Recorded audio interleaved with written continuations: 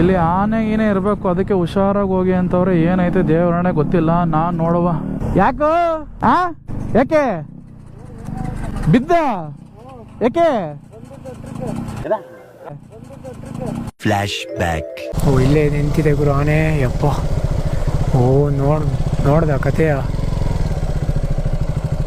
ಎಲ್ಲಿ ಬಂದಿದೆ ಅಂತ.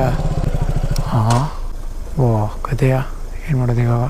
ಇರು ಬರೇ ಅವಸರ ಪಡ್ಬೇಡ ಗುರು, ಭಯ ಆಯ್ತಾಯ್ತು ಗುರು. ಹೋಗೇ ಬಿಟ್ನಲ್ಲ ಗುರು ಶಿಷ್ಯ.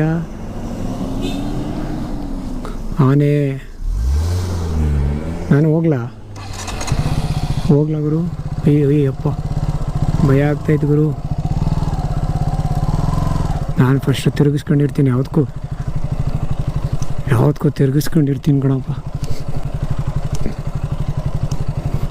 ಭಯ ಆಯ್ತಾ ಇದೆ. ಮುಂದೆ ಏನೋ ಧೈರ್ಯದ ಮೇಲೆ ಹೋದೆ.